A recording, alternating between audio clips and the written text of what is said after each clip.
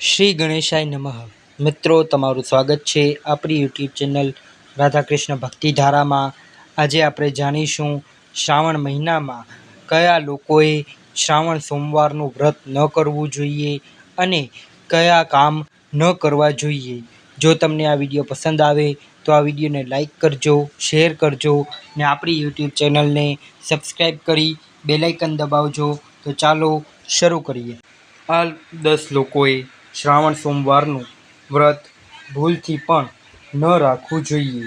આ વખતે 4 ઓગસ્ટ 2024 શ્રાવણ શરૂ થઈ રહ્યું છે અને તે 3 સપ્ટેમ્બર 2024ના રોજ સમાપ્ત થશે.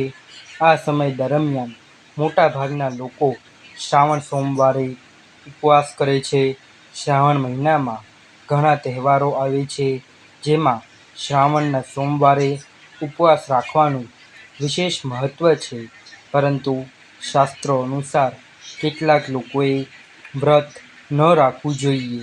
હે ભોલેનાથ, હું તમને હાથ જોડીને વિનંતી કરું છું કે જેને તમારો આ વિડીયો ગમ્યો હોય અને કોમેન્ટમાં હર હર મહાદેવ લખી તેના જીવનમાં ક્યારેય દુઃખ આવવા ન દો.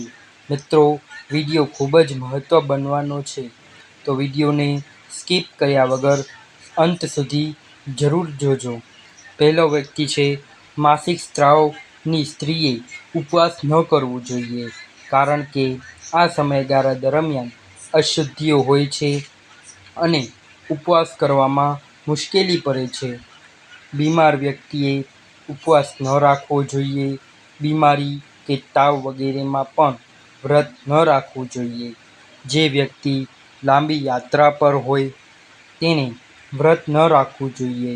તમારે ક્યાંક મહત્ત્વની યાત્રા કરવી હોય તો પણ ઉપવાસ ન રાખવું જોઈએ. એક સૈનિકને જે ખાસ મિશન અથવા યુદ્ધ પર હોય, યુદ્ધ જેવી પરિસ્થિતિમાં ઉપવાસનો ત્યાગ કરી શકાય છે. જો ઉપવાસ કરવાથી ઉત્તેજના વધે છે અને ઉપવાસ તૂટવાની સંભાવના છે, તો આવા અનિર્ણાયક વ્યક્તિએ પણ ઉપવાસ ન કરવો જોઈએ. અશુદ્ધ અવસ્થામાં ઉપવાસ ન કરવું જોઈએ, એટલે કે અશુદ્ધ, મલિન વગેરે, એટલે કે સ્નાન કર્યા વિના કે નશો કર્યો હોય એવી અવસ્થામાં વ્રત ન રાખી શકાય. જેની શારીરિક સ્થિતિ સારી નથી તેણે ઉપવાસ ન કરવો જોઈએ. તેને શ્રેષ્ઠ ફળો અને ખોરાક લેવું જોઈએ. બાળકોએ ઉપવાસ ન રાખવો જોઈએ. વૃદ્ધ લોકોએ પણ તેમની શારીરિક સ્થિતિ અનુસાર ઉપવાસ ન રાખવો જોઈએ, અથવા તેઓ ફરાળ કરીને ઉપવાસ રાખી શકે છે. ઘરના ઘણા મહત્ત્વના કાર્યો છે જે કરવા પડે છે, જે કરવાથી શારીરિક અથવા માનસિક પ્રયત્નો જરૂરી હોય છે. માનસિક તકલીફ હોય તો પણ ઉપવાસ ન કરવો જોઈએ. ચાલો હવે જાણીએ શ્રાવણ માસના ચમત્કારિક ઉપાયો વિશે.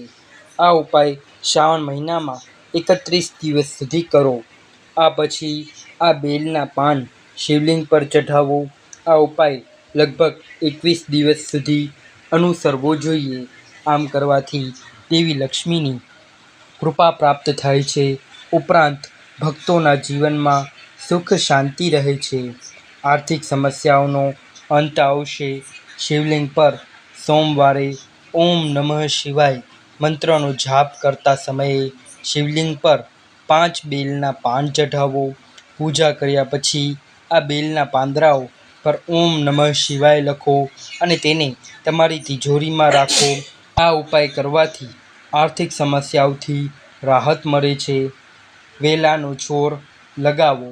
શ્રાવણના સોમવારે ભગવાન શિવની પૂજા વિધિ પ્રમાણે કરવી જોઈએ અને તેમને બેલપત્ર અર્પણ કરવું જોઈએ. એવું કહેવાય છે કે જો શ્રાવણ મહિનામાં ઘરની અંદર બેલનો છોડ લગાવવામાં આવે તો શુભ ફળ પ્રાપ્ત થાય છે. એટલું જ નહીં, ઘર હંમેશા ધનથી ભરેલું રહે છે. હવે આપણે જાણીશું કે શ્રાવણ માસમાં કયા 11 કામ ન કરવા જોઈએ.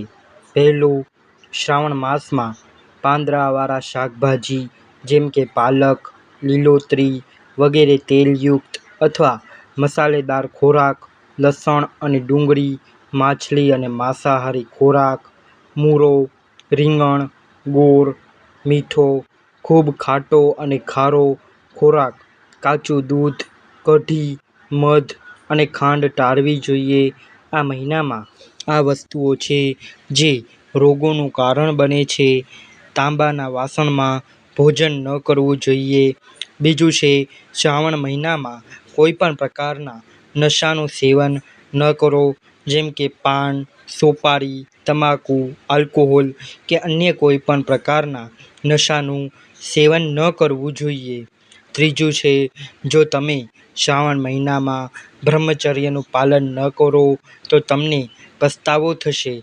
જો તમે બ્રહ્મચર્યનું પાલન ન કરો તો તમે ચોક્કસપણે ગંભીર રોગ અથવા કોઈપણ પ્રકારના દુઃખનો ભોગ બની શકો છો. તમારા પર શિવના અપમાનના પાપનો આરોપ પણ લાગી શકે છે. ચોથું છે, શ્રાવણ મહિનામાં ગાદીવાળા પલંગ પર ન સૂવું જોઈએ. જો શક્ય હોય તો જમીન પર સૂવું જોઈએ. શ્રાવણ મહિનામાં સવારે મોડે સુધી સૂવું અને રાત્રે મોડે સુધી જાગવું પણ નુકસાનકારક માનવામાં આવે છે. દિવસ દરમિયાન સૂવું ન જોઈએ. પાંચમું છે, શ્રાવણ મહિનામાં શરીર પર તેલ લગાવવાની મનાઈ છે.